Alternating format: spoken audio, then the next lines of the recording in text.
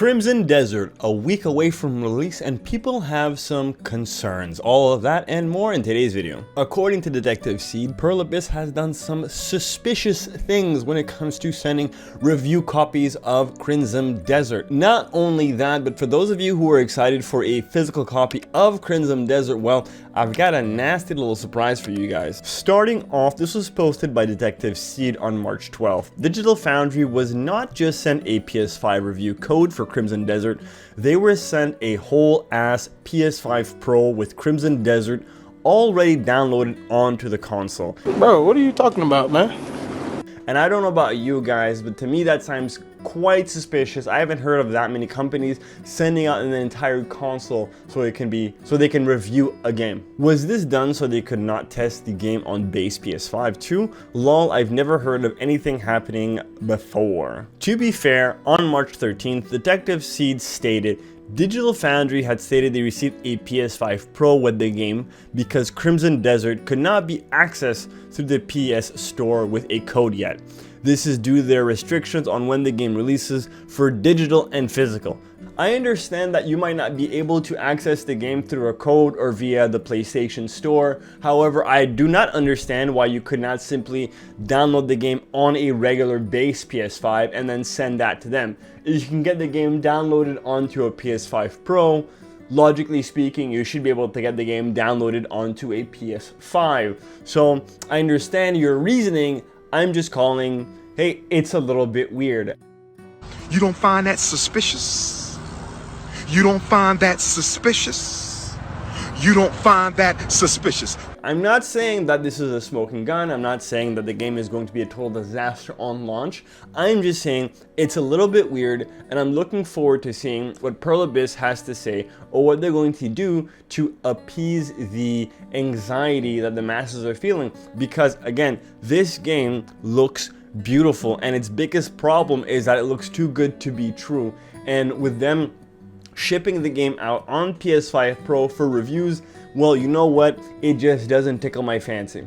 But the concerns don't end there, because there's going to be a little issue with the physical copies. This article is by Push Square. If you're planning to go physical with the upcoming RPG Crimson Desert, then keep in mind you'll need to connect to the internet to fully install the game. With wild copies beginning to circulate ahead of the release PS5 launch, we can now confirm that the game won't run off its Blu-ray disc. You'll need to connect to the internet and download the game day one's patch to play. It seems the reason for this is quite simple: the full game is not on the disc. Brother, Now, I don't know about you guys, buying a physical copy and then not having the full game on the disc kind of defeats the purpose of buying a physical copy to begin with, because let's say for whatever reason Pearl Abyss is no longer available on the store and I have the disc and I want to play it. Well, guess what? I can no longer play the game because I can't download the other portion of the game that's not on the disc.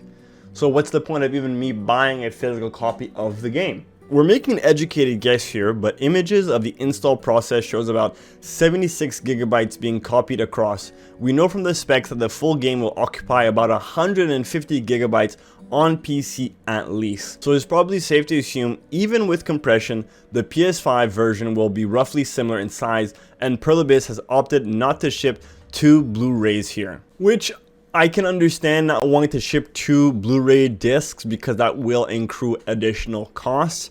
However, if I am going to be buying a physical copy or something like a collector's edition, I would appreciate 2 discs so that I could have the games with me at all times, and for whatever reason, if I no longer have access to the internet, I will still be able to play my games. It seems from today's Digital Foundry report that the one-day patch will likely be a meaty, as the game doesn't even support the PS5 Pro's new PSSR upscaler yet, but it will at launch. It's worth noting that beyond that initial update, you'll be able to play the game offline, so no further handshakes with any servers will be required.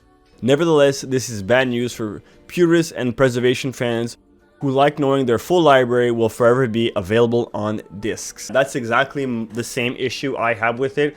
I will have the physical copy, but I won't actually have access to the full game. And going back to what I said earlier, if I lose access to the internet, I lose access to the game, which kind of defeats the purpose of having a physical copy to begin with. And for you PC players out there that think you're safe from the disappointment, well, I've got some bad news for you guys as well. Crimson Desert adds Denuvo ahead of its March 19th release. You done lost your damn mind. When you get your damn mind, you call me. For those of you who do not know, Denuvo is anti-pirating software. Crimson Desert adds Denuvo just days before launch. Denuvo has long been controversial among PC players, with some games experiencing performance issues after its implementation. Unsurprisingly, players took to the game discussion section to criticize this last-minute change. Some users say they plan to cancel their pre-orders, while others are encouraging fellow players to leave negative reviews in response to the late addition of anti-temper technology. And there you have it, folks. It seems like Crimson Desert, with all of its good that it's doing, it is doing a couple of bad things as well. However, are these things enough to sway your opinion? Personally, for me, not really. I know that we are currently in the midpoint of the console, well, not the midpoint, we're past the midpoint of the console life, where we are currently headed towards the PlayStation 6, so I'm not surprised that they're going to have games that are slightly more geared towards the PS5 Pro, and the PS5 player base, myself included, is going to suffer because of it. And that is just how things go with consoles. That's how things always have been, and that's how things are going to continue to go. The only reason why we didn't see these drastic changes before is because the difference between the PlayStation 2 and the PlayStation 2 Slim was practically was an insignificant change in graphics and performance. It was more about storage space. When we started seeing an actual difference in performance was the PS4 era. They did it with the PS4, they're gonna do it with the PS5, and they're definitely going to be doing it with the PS6.